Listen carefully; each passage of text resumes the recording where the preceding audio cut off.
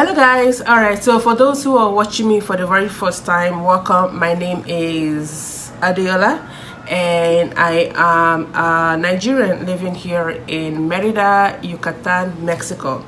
All right, so today's video will be about why I decided to stay here in Merida and why I'm still here. So I made some notes and I was able to come up with 6 reasons. I might have more, but I will keep it to those 6 reasons. So 6 reasons why I decided to live here in Merida, Yucatan, Mexico. All right, let's go. Reason number 1 is affordable and comfortable accommodation. Affordable and comfortable accommodation. So in my previous video, I mentioned the fact that I stumbled upon Merida. I didn't even know that it existed until maybe 3 or 5 days before actually getting here. And I was on my way back to Medellin, Colombia. But when I got here, I decided to stay here for a while. And so in December of 2020, I decided to just stay here for a few months, work on a few of my goals, and then I can now go back to Medellin. So I went on Facebook Marketplace and I was looking for places. My Airbnb then cost was about 4,500 pesos.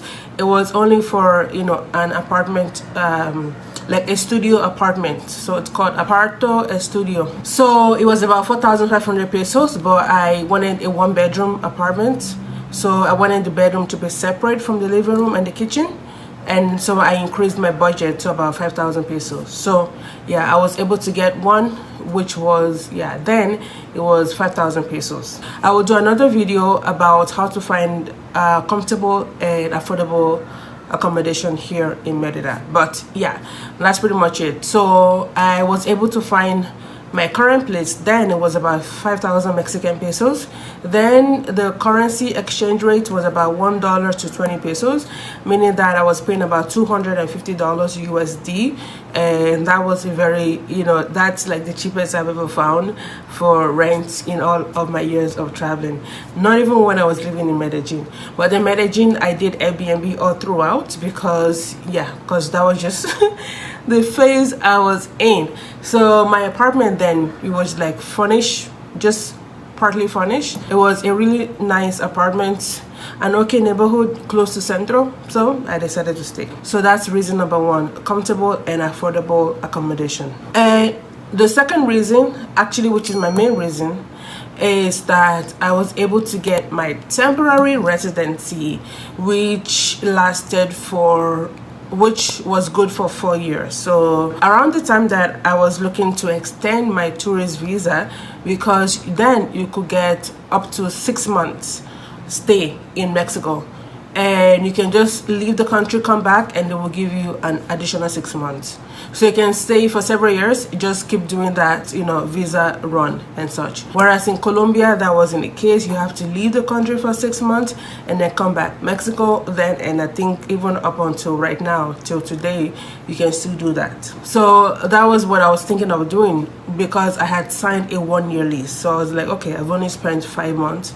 Also, I need to stay for a few months, and I don't want to go anywhere really, because I traveled, like I flew so many times within like a 2-month period, the year prior, and I just wanted to just stay out of airports and planes. So then I was thinking of going to Campeche to do that visa run. So rather than flying outside of the country, you can actually take like a 2 hours bus ride to Campeche and then get another 6 months, which was like the cheapest. So I was planning on doing that. And then at the same time, the government came out with an asylum temporary residency program, and I qualified for it. I was like, oh, I qualified for it. Then it was, so you only needed 2 entries into Mexico, one before 2020 and one after 2020. So then, I had my first entry in 2018, and then I had my second entry in 2020 qualified. That was pretty much all you needed to qualify. And then of course you had to pay for all the fees. So it was about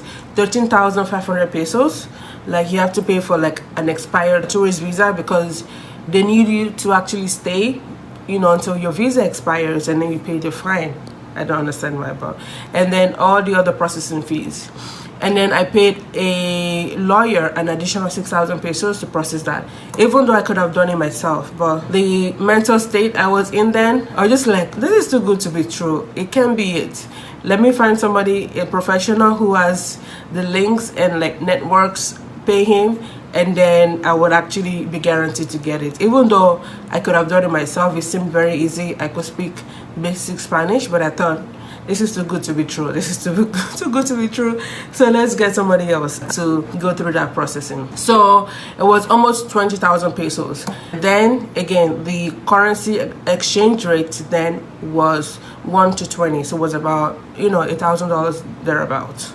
I could have saved myself like the $300 to 6,000 pesos by doing it myself, but again, I was skeptical. I was skeptical, and so I thought, okay, let me pay a legal practitioner who does this for a living. So yeah, I got my 4 years residency, so meaning that I didn't have to travel back and forth, you know, just to renew my visa, or I don't have to go through, you know, just renew my visa even if I, you know, stayed in the country, like going to Campeche every 6 months. So that helped me to even stay, because I was like, well, 4 years, and then after 4 years I can apply for the permanent residency, and then I can do my exams to be a Mexican citizen. So I thought, okay, this is great. I stayed in Colombia for 2 years and I didn't even qualify for any sort of residency. I didn't qualify for any, but I've only been here less than 6 months, and hey, I already qualified. So it was like a no-brainer. So yes, I got my residency. So again, I will create another video about that and what I did after getting my residency. So that's reason number 2. Reason number 3 is that I started with my braces treatment. Yes, I started with my braces treatment in 2021, and let me tell you guys, it wasn't easy finding an orthodontist. So I spent about 5 months thereabouts, because I started my treatment in, I believe, June. I have to go check the date again. June or May, I can't remember. But yeah, I contacted a bunch of places. I went to a few dentist offices in the north of Merida. I went to 4 different dental offices, and I was so close to just leaving Merida, maybe flying out to a bigger city, Mexico City or something, to go find, you know, an orthodontist that can actually get this done. And the reason for that was, well, they all wanted to take out my teeth. I was like, are you crazy? Like, I had so many gaps. You can actually drive a bus through all the gaps in my teeth, but these guys wanted to give me more gaps by removing 4 teeth. Yeah, 4. 1, 2, 3, 4. I was like, you guys must be crazy. So, and then I just kept looking until I found my current orthodontist, and he was like, what? No, that's crazy. Like, you don't need to remove your teeth. I was like, yeah, of course I know that, because I went through consultations in Colombia and nobody told me that they needed to remove my teeth. But here in Merida, 3 other practitioners wanted to remove my teeth. Like, are they crazy? So I started my treatment then, and it's like, it was supposed to be a 2-year treatment, but this is my 3rd year. And this is my 3rd year, and I still have braces on my teeth. So yeah, I started that, and obviously I wanted to stay with the same dentist all throughout. So meaning I needed to stay here in the country. And now, reason number 4. Right, reason number 4 why I decided to stay here and why I am still here is that I started a few initiatives. So in 2021, there were still, you know, many restrictions, and I was bored out of my mind, and I felt like I was resistant to going out, like meeting new people, because every time I would go through Facebook groups or expat Facebook groups, there were so many toxic people. So sometimes somebody will post something like, hey, I'm new to the city, I want to make new friends, meet new people, hey, who wants to go out to coffee, or who wants to have lunch with me? And people would just attack those people like, oh, you should stay home, or you should do this, which I do understand, but these people are new in the country or in the city. So that deterred me from going out, well, from meeting people.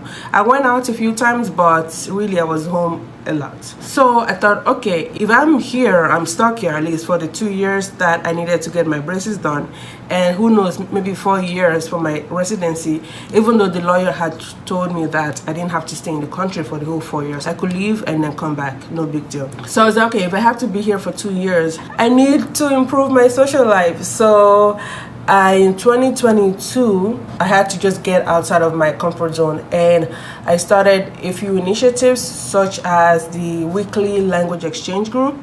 So we meet every Wednesdays at 7 p.m. at the public library in Central.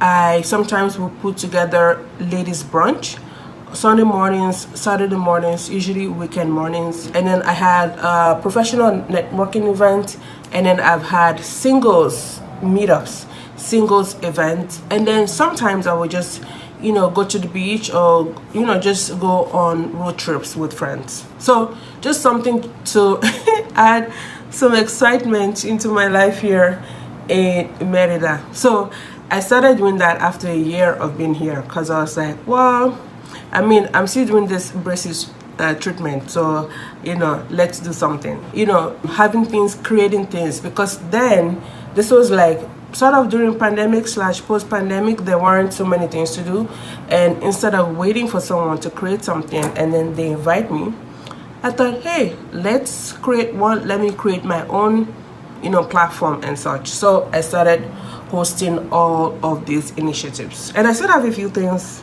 up here. And the fifth reason why I'm still here and why I decided to live here in Merida is the fact that it's very easy to make friends. So Merida is probably the only city that I've lived in so far whereby it's very easy to make friends. Another city would be Beijing, China. So when I was in Beijing, China as well, it was very easy to just meet new people, go out, have fun, what have you. And here in Merida, similar case, right? People are moving here either solo or with family or what have you. They are starting their lives all over from scratch, and so they are looking to build a new community right here in Merida. So they are always looking for friends. Like application for new friends always open. So they're always recruiting new friends, and sometimes you have people who just they're just passing through Merida, and while passing through here they're looking for things to do. So it was it still is quite easy to just meet new people, make friends, even though at the beginning it wasn't that easy here. So I made new friends, and the friends that I met since 2021 2022, fortunately they are still here in Merida. So, and I think some of them are actually Mexicans who moved from their original state here to Merida. Merida is it for them, or at least for the next few years. And also maybe a couple or so expatriates from outside of the country, but mostly Mexican transplants. And now finally the sixth reason why I decided to live here in Merida and why I'm still here is that I feel like I'm actually accomplishing the things that I set out for myself back in December 2020 in terms of personal development, growth, and just working on my self-confidence, working on a few things. And I feel that living here in Merida has really helped me. Now, I've had to work on a few things, right? Making sure that I set goals, work on those goals, and achieve those goals. So I feel like the reason why I decided to stay here instead of going back to Medellin, where it'll be the same old routine, I feel like I'm actually accomplishing those things here. So growing, working on myself, personal development, and just growing through life. I believe I've been able to achieve those things, accomplish those things living in Merida.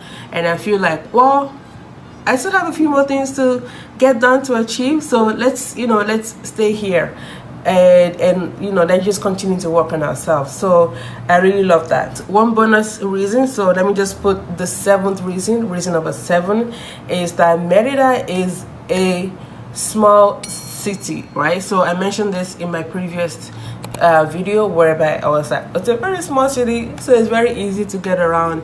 So I live like in the middle of the city, so I'm pretty much maximum 20 minutes from most places. So to the north, obviously to Central, I get on my bicycle, within 10 minutes, maximum 15 minutes, I'm there, depending on where I'm going to in Central. Sometimes maybe 6 minutes if I'm going to, like, let's say Paseo de Montejo, which is very close to me.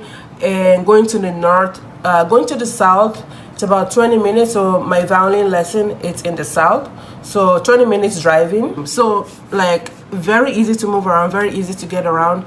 I don't actually experience any traffic. So people from here, they sometimes complain about the traffic because just before the pandemic, or 5 years ago, Merida wasn't as congested as it is right now. So right now you have a lot more cars on the road, and then if you have to work outside of your house and you have to commute every day, going from one end to the other end, then you will experience a little bit of traffic congestion. But what I usually do, especially when biking, is that I take the back roads. Right, I take the back road so I can avoid cars, especially in the summertime. It gets very hot and you have heat coming out of all these cars, so that makes you even hotter. Even when driving as well, I take the back roads. So yeah, so it's just Merida is so small that it's very easy to get around. I feel very relaxed here. So the 3 times that I've gone back to Medellin, I was like, nope, this city is not it for me. Like buses everywhere, cars everywhere, people everywhere. The shopping malls, it's like a Wednesday at like 2 p.m. they're packed. I'm like, don't you guys have work? They're packed, whereas here in Merida, it's like the malls are like empty for the most part during the week, and then weekends, you know, a little bit busy, but not as busy as, of course, a really populated city. But then again, there aren't too many people here in Merida. We have about 1 million people. The city is growing, so maybe in the next 5 years, who knows, it might double. It might double to 2 million, as long as Merida is still known as the safest city in North America, or at least in Mexico. People who do not feel safe, Mexicans who do not feel safe, Mexicans who are trying to raise their children are moving here by the thousands, right? But at least right now it's still very good. So I love the fact that, you know, very easy to make friends here. People here are genuine, they're honest. The locals here, they're actually looking to make friends with foreigners. So now this might be controversial. So locals, it could be the locals from Yucatan, or also local Mexicans looking to make friends with, you know, people who are not from Mexico. They are very intrigued and curious about why you chose to live in their country, whereas so many of their country mates are looking to leave, right? So they're just curious, like, well, like, what brings you here? So I just love that. And just the feeling of safety. So maybe this might be the 8th reason, right? Another bonus reason is that Merida is very safe. So it is the safest city in Mexico, and so, you know, you can walk around. Sometimes I'm on my bike coming home at like 12:30 a.m. 1 a.m. I'm just like riding my bike back home, because, well, like I said, I live very close to Centro, so it's not that much of a distance. And the fact that you don't have to look over your shoulders when I travel, you know, travel outside of Merida to other countries, other cities, I don't get that feeling. You have to keep, you know, you have to watch out all the time. You always have to be on the lookout all the time. But Merida, pretty good, pretty safe, at least for now. Of course, you do have to use your common sense, but it's just the fact that, you know, people are very kind here. They don't touch things that doesn't belong to them. They don't take things that doesn't belong to them. Now, sometimes a few things, you know, people do experience, you know, some negative things. But again, like I said, the city is growing. You have people coming in from other parts of the country, other parts of the world. So the safety, you know, let's just hope it stays the same. Let's just hope, you know, people who move in will abide by the laws, and they will keep the city safe for everybody to live in.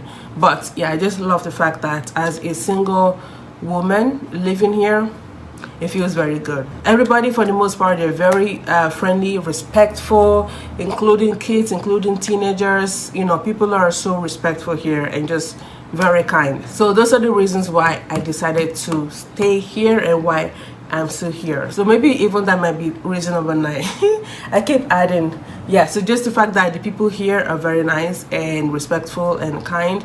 It's not like a transactional relationship. like as in some other countries. So I experienced that in Colombia. So here people are actually genuine. They want to make friends with you, and without expecting anything back or what have you. So you know, it's still good for right now, March 2024. So it's still a really good place to live as a single person, male or female, family, raising kids, elderly person, even teenagers, young person. It's still a very good place. Those are my reasons. I started out with 6 reasons, but I think now I have about 8 or 9 reasons why I decided to live here in Merida. So I'm still here after 3 years, and who knows how long I'll still be here for. Alright guys, if you have any question for me, leave it in the comment section below and I will get to it, and see you in the next video. Ciao.